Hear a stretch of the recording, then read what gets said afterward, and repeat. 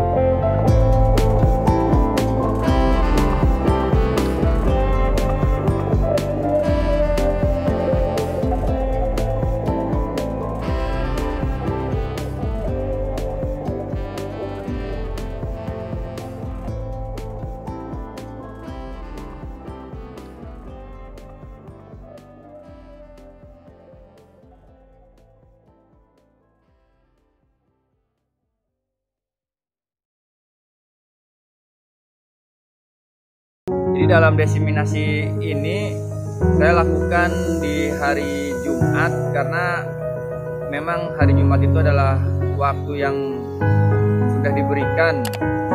Untuk itu saya lakukan diseminasi pada di hari Jumat.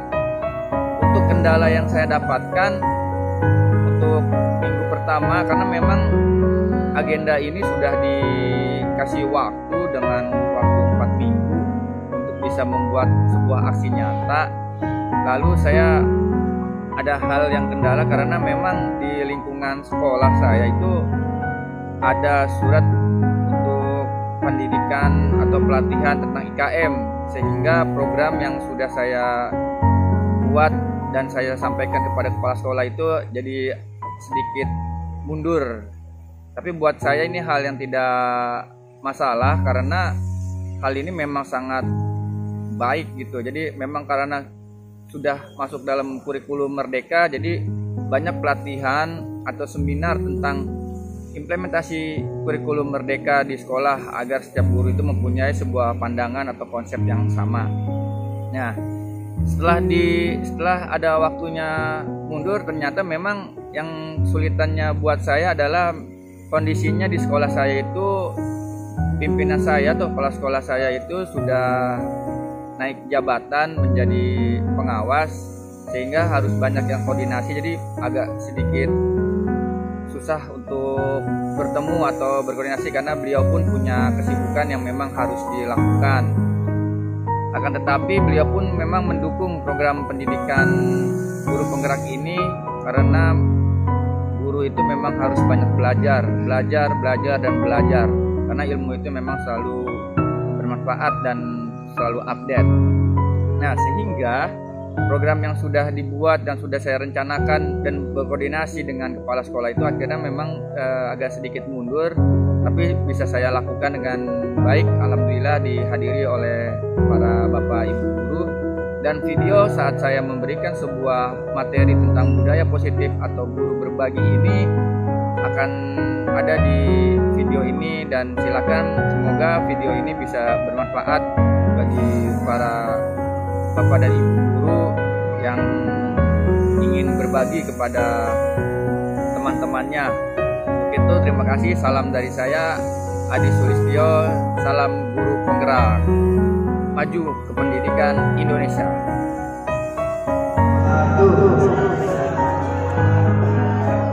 Baik, terima kasih kepada Bapak Ibu guru yang sudah hadir hari ini.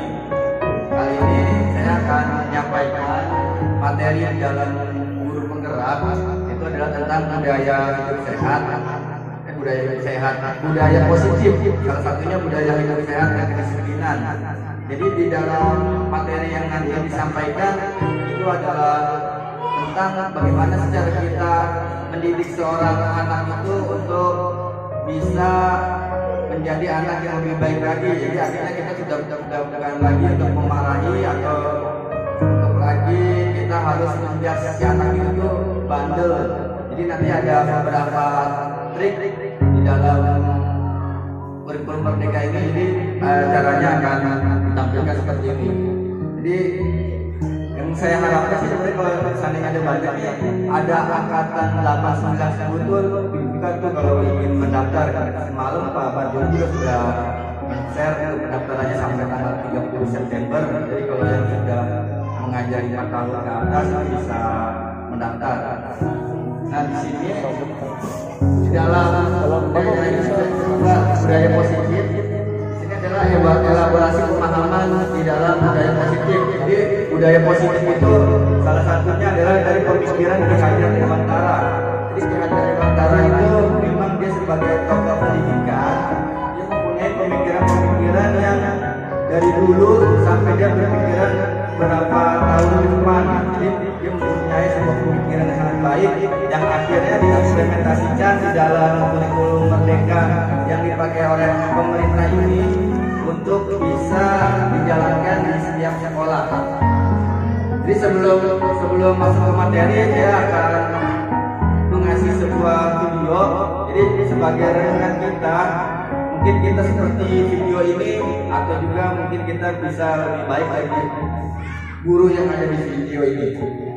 Si anak tersebut sedang mendorong orang tuanya yang memang sakit tidak bisa berjalan. Jadi dia setiap pagi itu mengajak keliling orang tuanya dari rumah sakit, keliling di sekitar rumah sakit, baru dia berangkat ke sekolah. Makanya akhirnya dari situ dia kenapa telat terus. Nah, ketika gurunya sudah melihat, ternyata si anak itu ada alasannya kenapa dia telat. Memang anak-anak itu nggak berani mengungkapkan kenapa dia telat, karena dia sudah takut duluan nih sama gurunya. Sampai akhirnya gurunya melihat, dan akhirnya ketika dia telat, anak itu karena sudah terbiasa ketika telat dipukul, dia sudah langsung menjulurkan tangannya. Apa dia harusnya mengomong kalau saya tuh sebenarnya harus anterin orang tua saya keliling seperti itu. Dan akhirnya anak tersebut sama gurunya dipeluk, dan gurunya dari situ mulai mengaku kalau ternyata dia salah karena dia melakukan sesuatu, si guru melakukan sesuatu menghukum anaknya tanpa tahu sebabnya, sebab dan akibatnya, sampai akhirnya dia melihat dirinya sendiri. Seperti itu. Videonya kurang lebih seperti itu.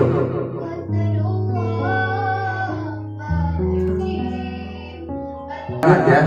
Jadi di sini agendanya di dalam materi ini itu nanti selain ada kompetensi atau capaian umum dan juga ada capaian khusus di dalam pemahaman intinya dalam eksplorasi konsep di dalam materi yang akan disampaikan. Nah, harapannya adalah dari materi ini itu adalah guru memahami pentingnya pengetahuan, kebutuhan belajar dan lingkungan yang memfasilitasi seluruh individu di sekolah agar dapat meningkatkan kompetensinya secara aman dan nyaman.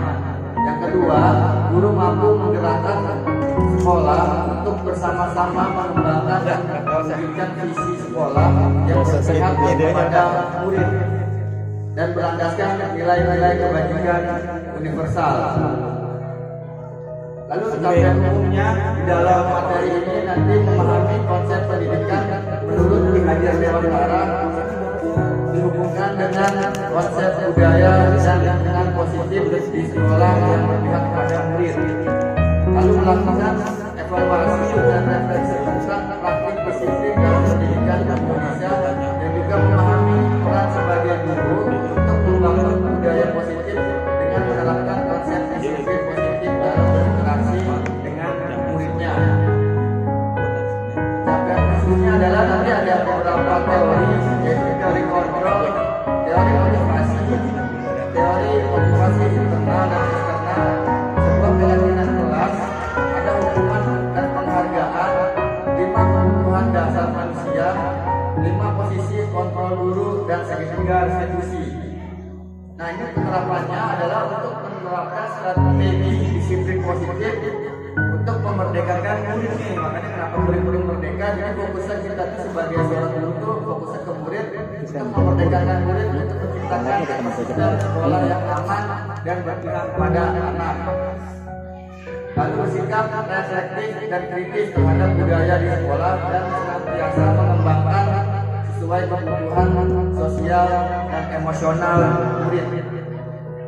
Nah, di sini ada beberapa pertanyaan tematik yang bisa kita jadikan sebagai sebuah pedoman atau sebuah landasan. Sebenarnya hukuman itu sebenarnya dapat mendisiplinkan anak atau tidak?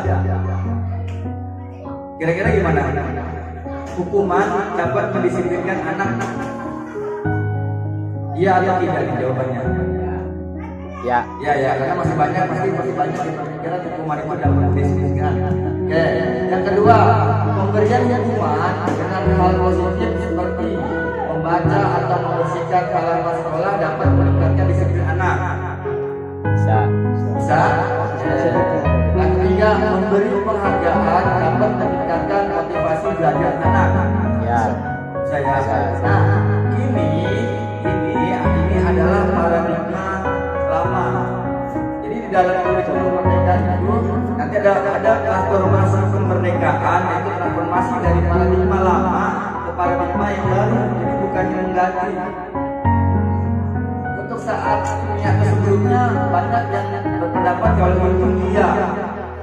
Artinya nanti ada juga dampak negatifnya dari ketiga hal ini.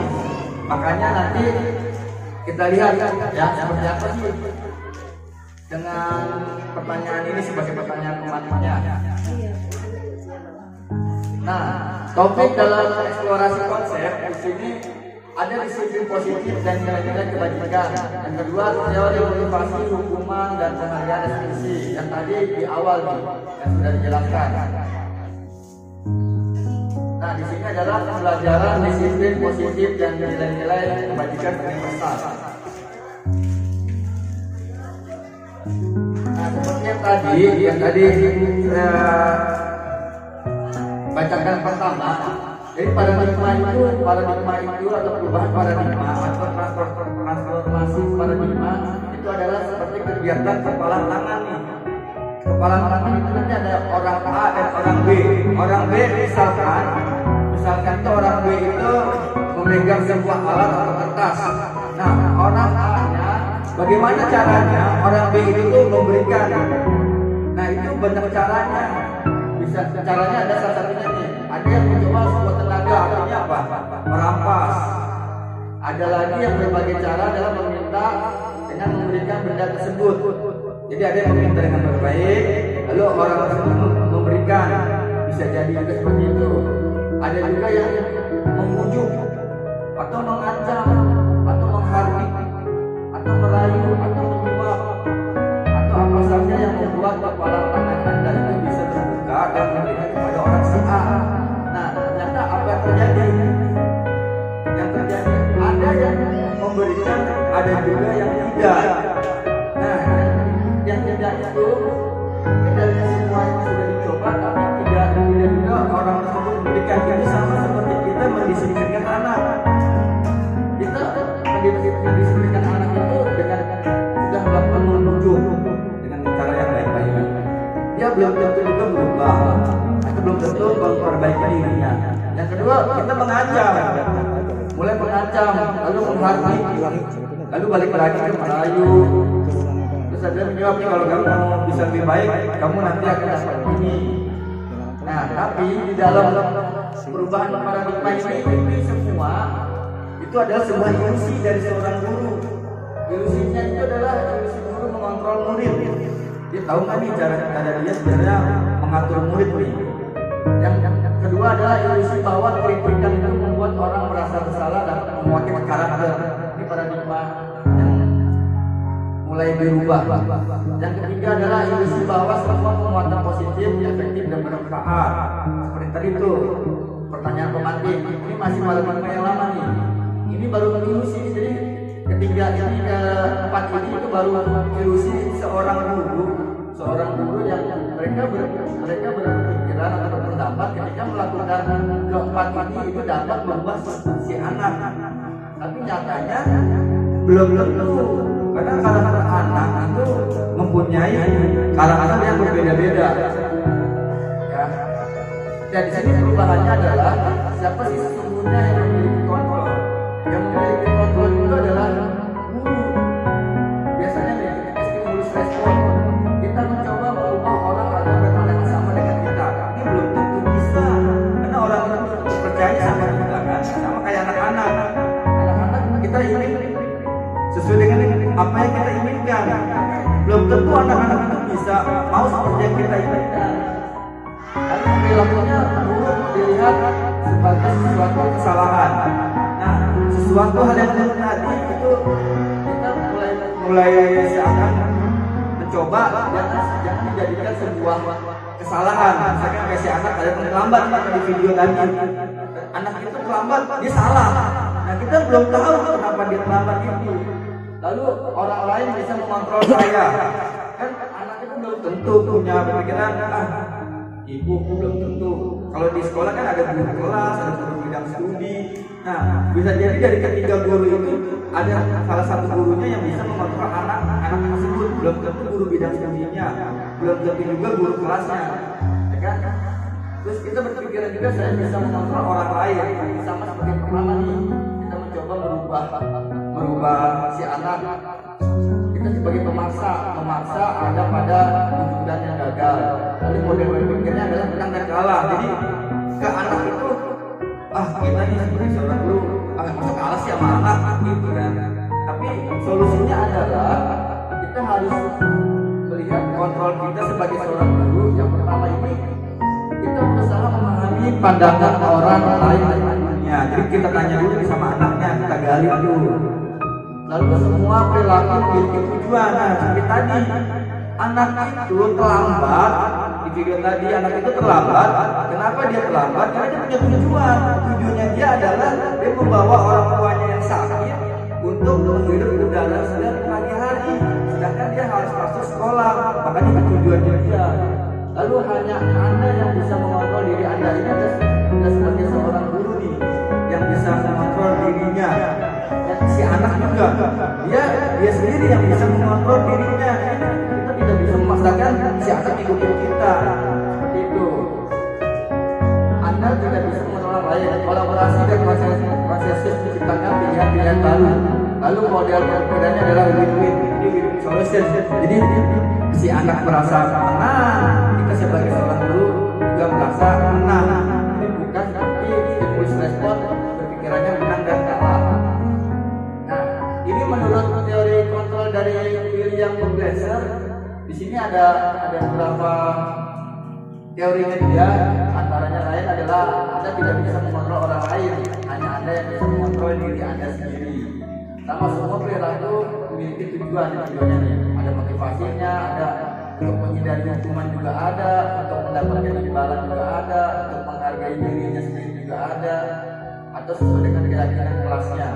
Nah, model pemikiran menang-menangnya itu adalah isinya dari komposisi kontrol yang tadi seperti penghukum, membuat rasa bersalah, teman, pemantau, manajer, dan segitiga restitusinya dalam stabilitas. Mungkin buat Bapak Ibu masih ada yang belum begitu tahu tentang apa itu segitiga restitusi, apa itu kebajikan universal, apa itu keyakinan kelas. Ya. Jadi kalau keyakinan kelas di sini itu sama seperti sebuah peraturan, tapi bahasanya adalah keyakinan kelas. Bedanya dengan peraturan, kalau peraturan itu kita hanya membuat aturan untuk anak yang menjalankan aturan tersebut, bukan kita sebagai seorang guru. Jadi keyakinan kelas itu adalah kesepakatan kita sebagai seorang guru dan anak di kelas untuk menciptakan suasana yang positif agar di kelas itu menjadi lebih baik. Jadi sama-sama mempunyai kebutuhannya masing-masing. Banyaknya yang pada tahu nih sebenarnya disiplin ya. Kalau yang banyak orang tahu di sini yang dilakukan kalau disiplin dalam budaya kita di Indonesia, maka disiplin itu telah berubah menjadi sesuatu yang dilakukan seseorang atau orang lain. Ya, cenderung umumnya itu adalah menghubungkan kata disiplin dengan ketidaknyamanan, bukan apa yang kita hargai atau pencapaian suatu tujuan mulia. Jadi disiplin itu dalam bahasa Latin ini juga sudah dikatakan oleh Socrates dan Plato. Disiplin itu sebenarnya artinya belajar. Jadi disiplin itu bukan untuk kita membuat sesuatu yang tidak nyaman atau membuat orang patuh. Kalau kata-kata disiplin harus patuh. Jadi bukan seperti itu. Disiplin itu belajar. Jadi dia belajar memperbaiki diri dia sendiri. Nah ini tadi saya bilang nilai kebajikan universal. Di sini di mana di dalam Glaser dalam teori 1984 itu ada setiap perilaku atau perbuatan memiliki suatu tujuan. Dengan mengaitkan nilai-nilai kebajikan seseorang, maka motivasi intrinsik itu adalah motivasi dari diri kita sendiri ya, akan terbangun sehingga menggerakkan motivasi dari untuk dapat mencapai tujuan mulia yang diinginkan. Lalu juga beriman kepada Tuhan yang Maha Esa dan berakhlak mulia. Di situ ada mandiri, bernalar kritis, berkebinekaan, bergotong royong dan kreatif. Nah, di sini dalam eksplorasi konsep tentang pembelajaran teori dan hukuman dan penghargaan restitusi. Jadi dalam teori perilaku manusia, untuk menghindari ketidaknyamanan atau hukuman, apa yang akan terjadi apabila saya tidak melakukannya? Tuh, kalau untuk menghindari hukuman, kan kamu kalau tidak melakukan piket, maka kamu akan dihukum. Nah, si anak bakal berpikiran gimana caranya supaya dia tidak melakukan piket dan tidak mau dihukum juga. Untuk mendapatkan imbalan dari orang lain atau institusi, apa yang akan saya dapatkan apabila saya melakukannya? Nah, ini juga harus dijelaskan nih. Untuk menghargai diri saya akan menjadi orang yang seperti apa nih bila saya melakukannya? Itu dia yang harus kita sebagai guru itu harus menjelaskan kepada siswa. Nah, ini terbagi beberapa menjadi motivasi nih. Yang nomor 1 dan nomor 2 ini adalah motivasi eksternal, motivasi dari gurunya nih. Gurunya ketika dia memberikan firman, motivasinya adalah salah satunya supaya dia menghindar dari hukuman yang dia melakukan. Lalu yang kedua adalah ketika dia dapat apa nih ketika dia melakukan. Internalnya adalah tujuan disiplin positifnya untuk saya akan menjadi orang seperti apa nih ketika saya melakukan. Misalkan kayak ketika saya dapat waktu, saya akan jadi seorang seperti apa. Itu anak-anak belum pada tahu tuh. Dia seperti itu. Nah ini, tahu kan ini siapa? Tahu. Ini Ki Hajar Dewantara. Makanya di dalam kurikulum Merdeka fokus tentang teorinya itu lebih ke arah Ki Hajar Dewantara. Di mana Ki Hajar Dewantara itu dia memfilosofikannya atau mengimplementasikannya dalam kurikulum merdeka. Itu adalah merdeka itu artinya tidak hanya terlepas dari perintah, ya, tidak hanya terlepas dari perintah, akan tetapi juga cakap buat memerintahkan diri dia sendiri. Nah, jadi di dalam kurikulum merdeka itu kenapa makanya filosofinya adalah berpusat kepada anak. Itu makanya supaya anak itu belajar untuk diri dia sendiri. Itu bukan lagi disuruh-suruh. Kamu harus A, B, C, D, E. Ya, dia melakukannya tuh A, B, C, D, E. Tapi dia melakukannya belum tentu buat diri dia sendiri. Yang di awal dia melakukannya untuk menghindari hukuman, untuk menghindari misalkan dicengin atau diketahui sama teman-temannya. Nah, ini Ki Hajar dalam pemikiran konsep teladannya itu ada di dalam halaman 469. Nah, ini restitusi yang tadi banyak mungkin Bapak Ibu belum tahu ya apa restitusi ya. Restitusi itu adalah proses menciptakan kondisi bagi murid untuk memperbaiki kesalahannya mereka, sehingga mereka bisa kembali pada kelompok mereka dengan karakter yang lebih kuat. Restitusi juga merupakan proses kolaboratif yang mengajarkan murid untuk mencari solusi untuk masalah mereka sendiri dan membuat atau membantu murid berpikir tentang seperti apa yang mereka inginkan, apa yang mereka tujuan, bagaikan mereka harus melakukannya kepada orang lain. Ini menurut dosen 2004. Jadi restitusi itu contohnya ketika ada masalah yang terlambat. Nah, kita jangan bilang kepada si anak itu, kamu terlambat. Itu ada dalam kategorinya adalah menjustifikasi. Tapi dalam ini biarkan si anak itu ngomong nih, oh dia terlambat, kita gali tuh. Kamu hari ini kenapa? Gitu. Dia masih berbicara, gali lagi sampai dia akhirnya dia pas saya terlambat. Nah, setelah dia ngomongin dia terlambat, kita cari nih, menurut kamu baik nggak ketika kamu melakukan hal itu? Nanti dia akan menjawab lagi. Nanti ketika dia sudah menjawab lagi, tanya lagi, kira-kira ada manfaatnya buat kamu nih ketika kamu melakukan hal tersebut? Kita nggak usah bilang kalau kamu terlambat apa ada manfaatnya. Biar kita ini adalah suatu tata cara bahasa di mana kalau apa yang kamu dapatkan ketika kamu melakukan hal tersebut. Jadi kita jangan sampai ngomongin ke si anak kalau dia terlambat, jadi akan fokus pola pikir akan berbeda. Kita akan menentukan sendiri nih, terus tujuannya apa? Kira-kira supaya kamu bisa lebih baik lagi, kamu harus apa? Itu saya udah pernah melakukannya, mencoba kepada kelas 6, tapi itu tetap ada ininya, ada apa namanya, karena sebagai tugas, jadi ada skenario-nya, gitu. Tapi ternyata ketika digali, ya dia benar, dia jawabnya sesuai dengan dia, jadi nggak sesuai dengan skenario. Karena kita susah membuat dia harus seperti ini, ya itu nggak bisa. Nah, ciri-ciri restitusi ini adalah salah satu bukan untuk menebus kesalahan, ya. Restitusi itu bukan untuk menebus suatu kesalahan, tapi namun untuk belajar dari sebuah kesalahan, lalu memperbaiki hubungan. Ada juga tawaran atau bukan paksaan, ya. Jadi biar dia melakukannya sendiri tanpa terpaksa, ya. Menuntun untuk melihat ke dalam diri dia sendiri. Cara yang paling baik adalah restitusi diri, restitusi fokus karakter tentang tindakan. Ada lagi mengembalikan murid yang berbuat salah pada kelompoknya. Jadi ternyata ketika murid salah kita pisahkan itu ternyata juga itu bukan hal yang baik. Tapi kita coba kita arahkan.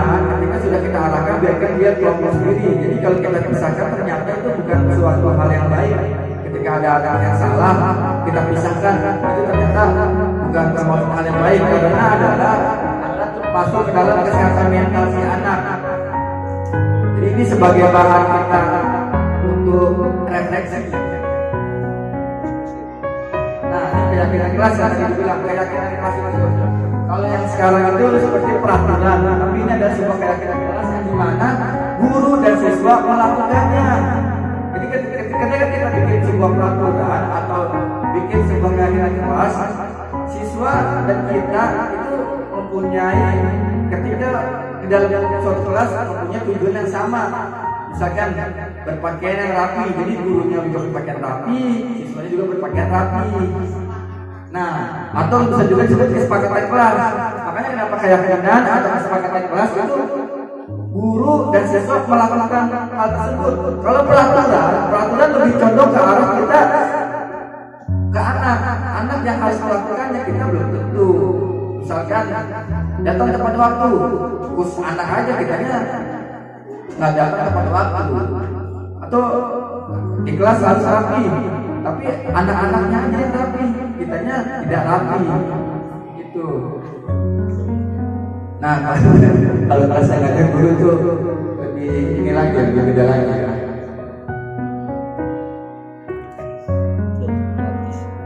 Nah, di sini mengapa tidak peraturan sih? Namanya kenapa tidak peraturan? Kenapa harus keyakinan kelas atau tadi kesepakatan kelas? Kenapa? Nah, di sini mengapa kita memiliki peraturan harus menggunakan helm bila mengendarai kendaraan roda 2? Kenapa pakai naik mobil tidak menggunakan helm? Mengapa kita memiliki peraturan 3M? Menggunakan masker, cuci tangan, dan menjaga jarak 1,5 meter.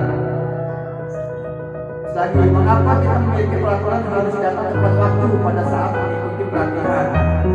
Nah, dari ketiga hal ini, untuk mendukung motivasi intrinsik atau motivasi dalam diri dia sendiri, kembali ke nilai-nilai keyakinan yang menggerakkan seseorang dibandingkan mengikuti serangkaian peraturan. Karena ada kata-kata itu, peraturan itu dibuat untuk dilanggar.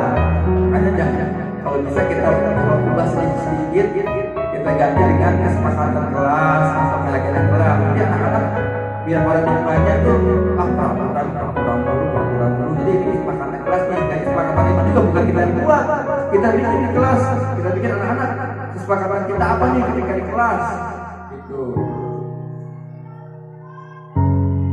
Nih, makanya kenapa materinya budaya positif? Karena budaya positif itu hal yang paling luas dibandingkan dengan peraturan kelas nih.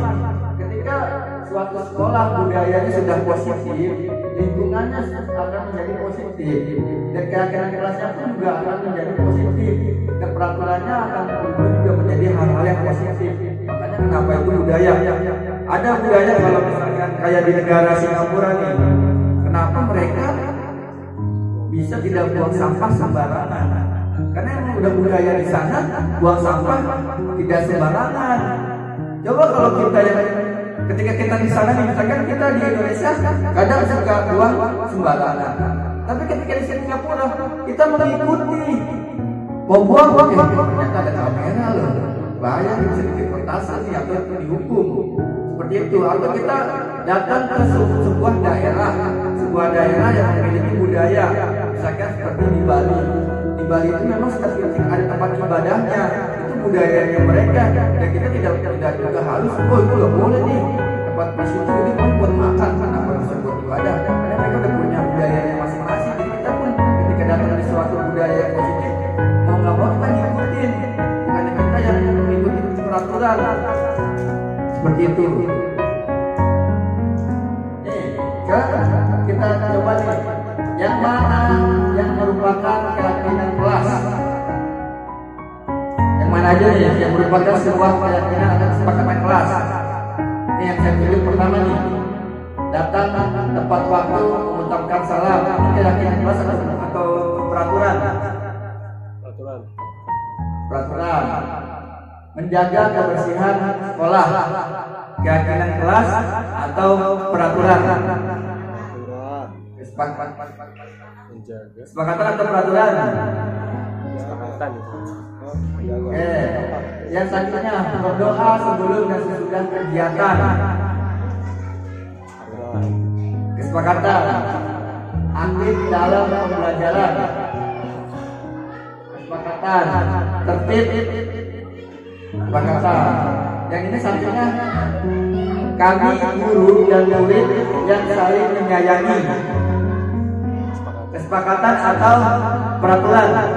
Kesepakatan. Kami murid yang semangat belajar. Kesepakatan. kesepakatan. Kami murid yang peduli dengan teman-teman.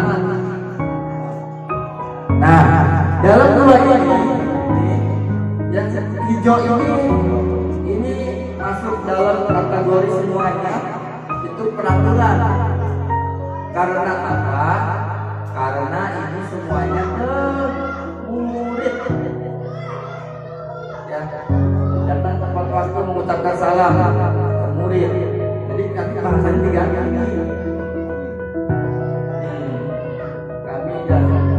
Kami guru dan murid, atau saya dan murid datang tepat waktu dan mengucapkan salam.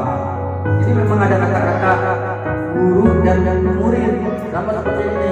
Kami murid yang semangat belajar. Di sini kan tadi aktif dalam belajar. Maksudnya aktif itu seperti apa? Jadi kata-kata itu diganti dengan kami murid itu. Jadi si murid itu seperti dia berjanji atau mengucapkan. Dan ini bukan guru yang buat, tapi biar murid sendiri yang berucap. Kita tuh hanya menggali aja nih apa gitu. Kami murid yang peduli dengan teman-teman. Sebenarnya dalam ini harus tinggi anak-anaknya. Nah ini kira-kira kelas ini ada modelnya tabel T dan D. Jadi ada konsepnya. Iya. Pemasangan lumayan. Nah seperti ini. Nanti ada juga contoh-contohnya nih. Nah ini tadi nih peraturan dan keyakinan kelas. Peraturan selalu kembalikan ke tempatnya. Itu peraturan. Sebenarnya keyakinan kelas adalah tanggung jawab. Tanggung jawab itu apa aja? Dia menjawab buku, entah dia nanti pikir, tanggung jawab. Peraturan dilarang mengganggu orang lain. Keyakinan kelasnya itu menghormati orang lain. Ini nggak ada kata-kata dilarang. Memang caranya di peraturan. Nah, lanjut lagi. Hadir sekolah 15 menit sebelum pembelajaran dimulai. Kalau keyakinan kelasnya adalah menghormati orang lain atau berkomitmen. Lalu peraturannya dilarang melakukan kekerasan, sama menghormati orang lain. Dilarang menggunakan narkoba. Keyakinan kelasnya adalah kesehatan. Bergantian atau sembuh giliran, sama menghormati orang lain atau bersabar. Gunakan masker. Dalam keyakinan kelasnya adalah jaga kesehatan dan keselamatan. Jangan berlari di kelas atau di koridor. Jaga kesehatan, keselamatan dan keamanan. Jadi sebenarnya kata-kata kita bukan kata-kata. Memang akan sangat sulit karena sebelumnya kita sudah melakukan bertahun-tahun ya. Karena ketika mulai berubah itu sangat sulit. Nih di sini perubahannya, penambahan materi pada dihukum oleh penghargaan yang semula adalah 5 unsur hasil dari riset menjadi 8. Tadi nih ketika memberikan penghargaan sebenarnya dapat mengubah karakteristiknya si anak, ada kita berikan hadiah contohnya. Tapi ketika ada anak yang berubah, saya kan bisa ngitung 7. Besoknya dia bisa ngitung sampai 8. Itu kan sebuah prestasinya dia dalam diri dia sendiri. Walaupun anak yang kita beri hadiah, dia bisa ngitung sampai 30. Nah si anak tersebut kalau kita kejar, kamu udah dapat hadiah, kamu itu sampai 30. Si anak nggak akan sampai 30. Tapi perlahan-lahan dia akan sampai 30 dengan prosesnya. Kenapa? Ketika kita memberikan sebuah hadiah kepada anak itu dapat merusak hubungan. Lalu tidak efektif juga nih. Dan efektif adalah seberapa banyak sih kita memberikan hadiah kepada si anak, apalagi anak-anak SD. Wah kemarin dia dikasih hadiah, bisa jawab, kok saya bisa jawab kalau dapat hadiah. Nah itu salah satunya nih, tidak efektif di situ. Tapi hadiah itu belum bisa juga yang lain.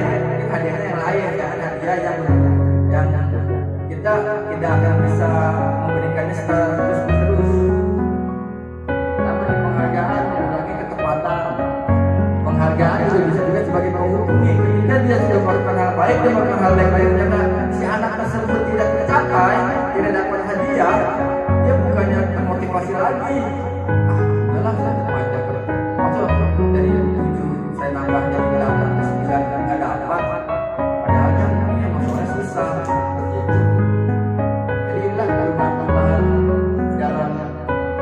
budaya positif.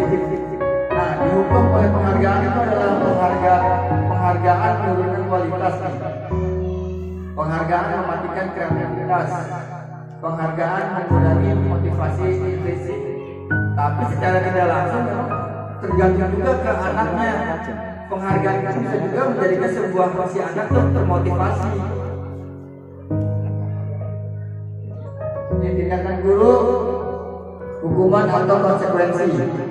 Tindakan guru ini mencatat 100 kali di dalam buku kalimat, saya tidak akan terlambat lagi karena terlambat ke sekolah. Ini hukuman.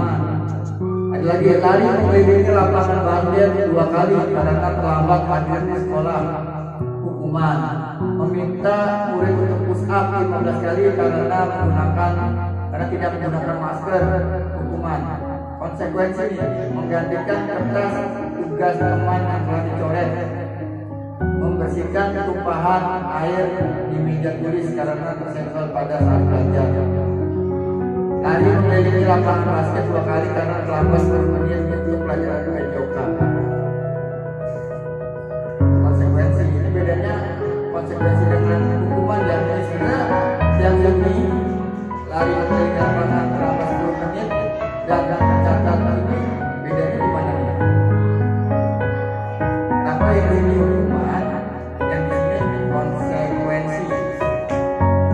Ada yang tahu? Sama nih bentuk hukumannya. Karena kalau murid juga diminta push up karena tidak menggunakan masker. Itu Pak Adi, karena kalau di PJOK itu mungkin lebih ke arah olahraga ya, jadi melatih fisik. Kalau di yang ini nih kelihatan menulis catat 100 kali di dalam. Kalau yang menjadi itu tidak ada manfaatnya, ada manfaatnya juga sih ya. Tulis. Yang sebenarnya yang hukuman ini bisa menjadi konsekuensi ketika penghukumannya digunakan dengan hal yang tepat. Misalnya kan nih, kalau ada nih, ketika dia ternyata suruh tugasnya nggak selesai. Nah, kenapa dia tidak selesai? Itu tadi ditulis saya tidak tamat lagi. Jadi dia meneruskan tugasnya dia. Itu sama seperti ini nih. Ya, tugasnya dia. Jadi ketika tugasnya dia dalam misalkan merangkum dia tidak selesai, ya konsekuensinya kamu harus menyelesaikan. Sebenarnya jangan bilang saya jangan nanti digantinya dengan saya tidak akan kelar lagi menulis, saya tidak akan lagi itu kan percuma, ada hubungannya. Nah kalau yang ini ketika masuk ke dalam kelamar di PJOK, pusat ini bisa masuk dalam konsekuensi. Tapi kalau di dalam tidak menggunakan masker, seharusnya dicari lagi yang lain, gitu. Begitu. Nah seperti ini menggantikan kertas teman yang sudah coret-coret. Makanya itulah itu salah satu konsekuensi. Konsekuensi itu apa yang dia lakukan dia harus tanggung jawab. Tanggung jawabnya dia tuh ketika dia melakukan hal tersebut, itu konsekuensi. Ini lagi nih perbedaan dengan hukumannya nih. Kalau hukuman itu sesuatu yang menyakitkan. Kalau konsekuensi adalah sesuatu harus terjadi, membuat anak sakit, baik fisik maupun hati untuk jangka yang lama. Kalau hukuman, kalau konsekuensi membuat anak merasa tidak nyaman dalam jangka waktu yang pendek. Artinya dia tidak berkelanjutan tuh. Memang dia nyaman dalam waktu hal yang pendek saat itu doang. Tapi kalau hukuman dia akan lama tuh. Anak juga akan membenci sebuah kedisiplinan. Kalau konsekuensi anak akan menghargai disiplin. Terus kalau di hukuman itu ada sebuah paksaan kan. Kamu tidak telah masuk sekolah, kamu harus lakukan seperti ini. Paksa. Harusnya adalah stimulus tanggapannya. Tanya dulu, tanya. Nah ini ada perbedaannya nih hukuman dan konsekuensi. Jadi seharusnya bahasanya diganti aja, bahasa jangan dihukum. Ya kamu tidak ini apakah hukumannya adalah ini konsekuensinya. Jadi sebenarnya pola pikir manusia itu ketika di dalam kondisi yang marah, rasa bersalah, dipermalukan, merasa dihargai, dia kehilangan sebuah hak dia atau kenyamanannya dia. Kita mau ngomong apapun akan mental. Kita mau ngomong apa lagi, pada sini mau lagi malam, kesel. Kita mau ngomong apa lagi karena juga dihukum, dia akan mental. Makanya kita juga harus, saya juga coba belajar sedikit-sedikit supaya mengurangi marah, mengurangi hukuman dengan konsekuensi. Tapi konsekuensi ini itu harus ada di awal, di mana itu adanya di kesepakatan atau di keyakinan kelas. Jadi bukan tiba-tiba aku mau sini, karena besok lagi melakukan hal yang sama kita melakukannya konsekuensinya beda lagi. Jadi harus sama rata. Nah kalau hukuman itu anak belajar untuk menyembunyikan kesalahan. Jadi ketika dia salah dihukum udah. Tapi kalau konsekuensi anak belajar untuk mematuhi sebuah peraturan, makanya namanya konsekuensi. Jadi apa yang sudah dia lakukan, dia harus bertanggung jawab. Ini ada di dalam restitusi Diana Gosen. Di dalam bukunya itu adalah The Five Positions of Control. Nih, identitas hukuman dan identitas suksesnya. Disiplin itu ada konsekuensi masuk dalam disiplin. Tapi kalau hukuman itu tidak masuk ke dalam disiplin. Ini ada beberapa contohnya nih. Ini kalau hukuman itu memang lebih cenderung ke arah hal yang negatif. Tapi kalau konsekuensi itu namanya netral. Nah makanya tadi kenapa ada ajaran restitusi? Restitusi itu adalah untuk membuat hal-hal yang positif. Ini salah satu contohnya nih. Ketika mana yang saya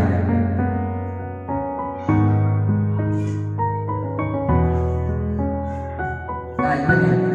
Di dalam hukuman itu adalah sistem tidak akan berjalan bila murid tidak takut. Ya memang benar. Murid itu akan melakukan hal tersebut ketika dia takut. Hukumannya apa? Terus juga konsekuensinya, kalau konsekuensi itu menurunkan monitoring guru dan supervisi guru sebagai penerus dari guru. Lalu restitusinya adalah murid akan belajar tanggung jawab atas perilakunya. Ini bedanya antara hukuman, disiplin. Dengan disiplin, kalau disiplin itu ada dua, konsekuensi dan ada restitusi. Di mana kalau hukuman itu dampaknya akan negatif, tapi kalau konsekuensi itu dampaknya akan netral. Dan restitusi dampaknya akan positif. Nah seperti itu. Ini sudah dari sini aja. Oke, buat Bapak Ibu guru sampai di sini ada yang ingin berdiskusi tentang budaya positif. Jadi kita sama-sama belajar dan saling belajar gimana sih yang terbaik buat murid yang memang punya pengalaman. Nanti kita akan saling sharing. Silakan Bapak Ibu jika ingin ada yang ditanyakan sambil kita berdiskusi. Ya, silakan Pak Widi.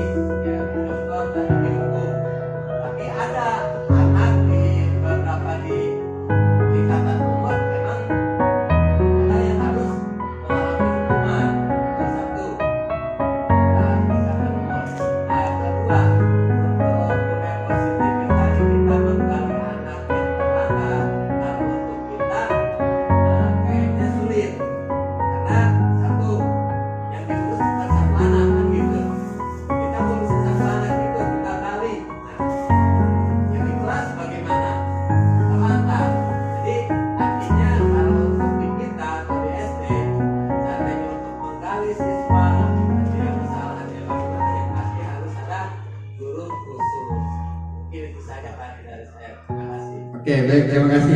Ya, di dalam budaya positif memang sepertinya kalau di restitusi ini, di restitusi itu kalau untuk anak-anak restitusi itu digunakan untuk anak-anak yang memang usianya dia sudah bisa berpikir dengan matang.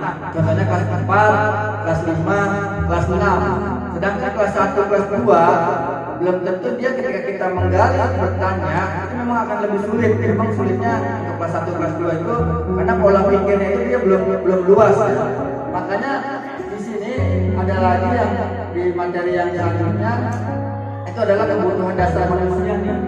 Ini kebutuhan dasar manusia itu dari berbagai usia atau jam nanti ketika pulang sekolah itu ada bimbingan khusus kegiatan itu kita hanya untuk menggali si anak itu kenapa sih dia sampai seperti ini, karena nantinya kalau kita tidak menggali si anak tersebut dampaknya seperti yang pada video tadi, kita harus anak salah main pukul aja, kita tuh menjustifikasi.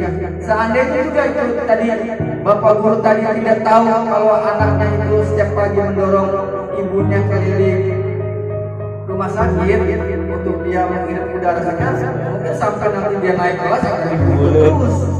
Seperti itu, makanya tugasnya adalah kita harus menggali, kita mensiasati gimana si anak tersebut kita dapat tahu secara keseluruhannya. Itulah memang luar biasa tugas bapak ibu guru itu ketika melihat hal seperti ini. Dan balik lagi, seandainya anak tersebut itu adalah anak kita yang dilakukan oleh gurunya, kita pun sebagai orang tua kan tadinya tahu rasanya akan merasa kecewa seperti itu. Jadi kita coba lagi dengan cara pelan-pelan atau bertahap. Nah, makanya ketika melakukan sebuah pendekatan itu tidak cukup sekali 5 menit, besoknya lagi coba lagi. Kan dalam satu kelas 30 anak, yang anak bermasalah kan belum tentu 30 anak, ya kan, bisa jadi hanya 5 anak. Syukur-syukur cuma 1 anak tuh, jadi kita bisa tuh ngebimbing si anak dengan 1 doang nih yang belum beres, seperti itu ya. Ya.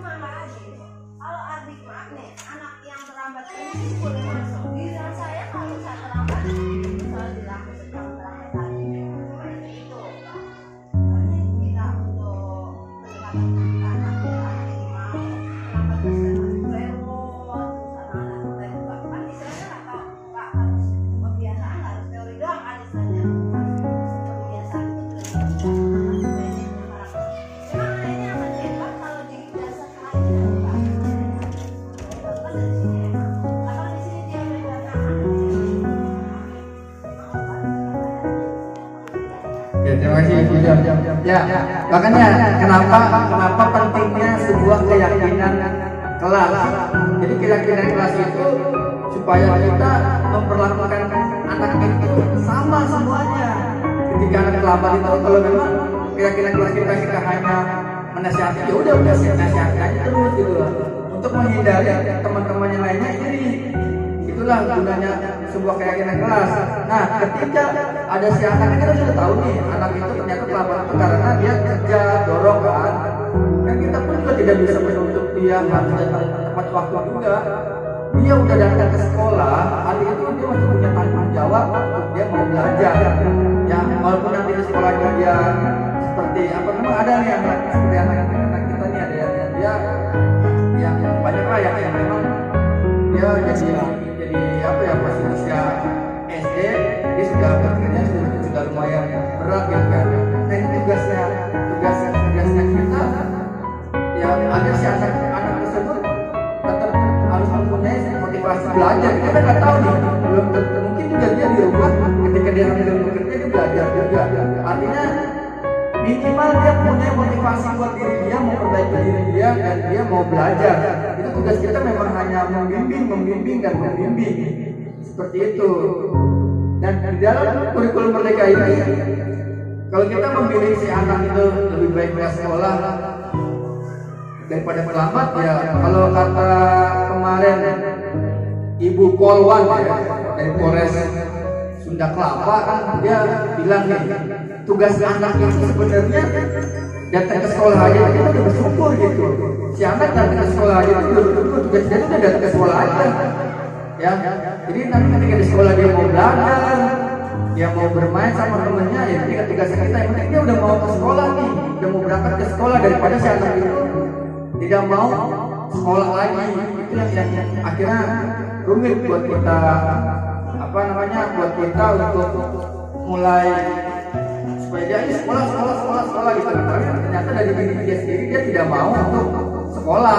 Nanti kalau mau ke Jimul bawa motornya, ntar aku nebeng. Ada anak seperti itu ya, memang kita hanya membimbing aja, menasihati aja ujar. Jadi supaya si anak itu ternyata diperhatikan, di rumah tidak diperhatikan, di sekolah ada yang memperhatikan juga gitu. Jadi artinya dia punya motivasi dalam motivasi ekstensifnya, dia motivasi dari luarnya. Oh, ternyata di sekolah ada yang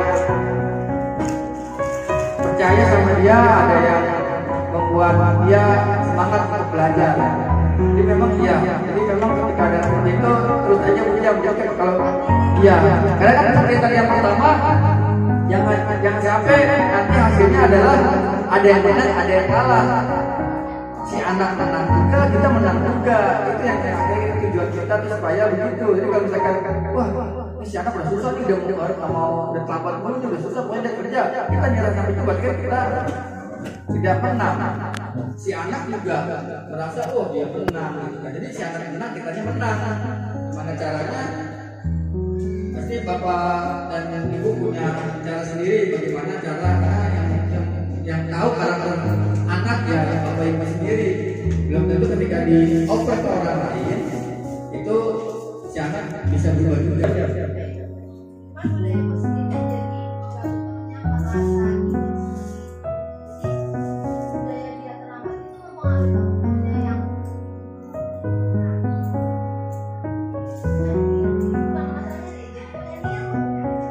Iya, makanya tadi seperti yang di awal, kesepakatan itu seperti apa nih? Ketika ada yang terlambat nih, maupun murid ataupun gurunya terlambat, apa nih kesepakatannya?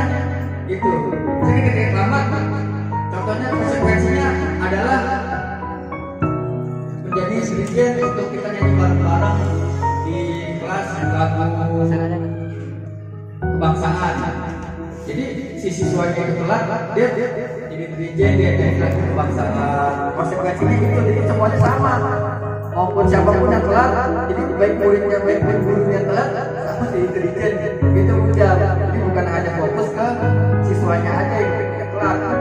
Iya, sama-sama gurunya kalau telat tuh ngapain, siswanya kalau telat ngapain. Jadi si anak itu akan tahu konsekuensinya, bukan hukumannya. Iya, harusnya seperti itu. Harusnya budaya positif itu seperti itu. Jadi sekolah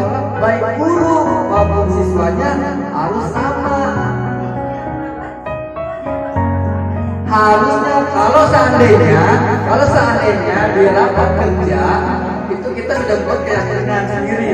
Jadi jangan tiba-tiba kita muridnya telat, kamu juga telat nih, telat keluar aja. Kan itu kan hal yang baru.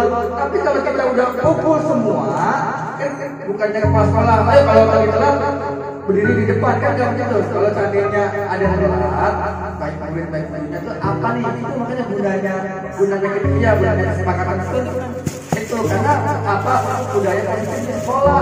Jadi bukan cuma di kelas doang. Ketika di sekolah sudah ada budaya positifnya, nanti di kelasnya pun akan ikut seperti itu. Jadi memang harus disepakatin. Makanya kalau nanti bikin kesepakatannya, ya jangan sampai gurunya nanti malah jadi kena juga. Jadi seperti itu. Jadi saya pernah waktu SMA, karena anak SMA nih tadi Pak Rudi bilang ya, karena yang tadi Pak Rudi bilang anak SMA itu beda dengan anak SD. Jadi waktu saya ngajar di SMK itu, saya punya keyakinan nih, ketika bel minimal 10 menit sudah dari lapangan. Telat 1 menit, kita kesepakatannya apa? Lari keliling satu lapangan. Oke, jadi nanti bapak akan lari keliling satu lapangan. Ketika telat, si anak juga akan lari keliling lapangan. Ketika telat itu kalau anak SMK ya, karena kan udah punya komitmennya masing-masing kan. Tapi sebenarnya biasanya nggak masalah gitu kan. Akhirnya besoknya saya sengaja datang telat. Karena dia menunjukkan ini gurunya bener kan nih bikin kesepakatannya. Kalau ketika dia melakukan selamat, dia akan melakukan konsekuensinya seperti yang sudah disepakati. Bisa sengaja telat, telatnya sengaja cuma 1 menit doang. Karena saya pakai waktu saya di KBR. Itulah video atau diseminasi yang sudah saya lakukan dalam bentuk aksi nyata di dalam CGP angkatan kelima ini. Jadi di video yang sudah ditonton tadi ada video yang memang sebelum masuk ke materi adalah video yang disaksikan oleh para bapak ibu guru supaya dapat merefleksikan dirinya sendiri, baik melihat dari segi yang ada di dalam video tersebut. Ketika menghukum seorang anak, sebetulnya dia tidak tahu nih kenapa sih si anak tersebut itu bisa sampai terlambat. Jadi itu hanya sebagai pembuka video agar kita bisa dapat membuat anak-anak itu, ketika anak-anak itu melakukan hal yang tidak sesuai dengan kesepakatan atau keyakinan yang sudah dibuat, ada baiknya kita sebagai seorang guru harus melihat dari segi lainnya lagi dan gali informasi kenapa si anak tersebut sampai melakukan hal tersebut. Semoga video yang sudah disaksikan dapat bermanfaat bagi para bapak ibu guru dan bisa diaplikasikan di sekolahnya masing-masing. Untuk itu salam guru penggerak dari saya, Adi Sulistyo, CGP Angkatan Kelima DKI Jakarta. Salam pendidikan.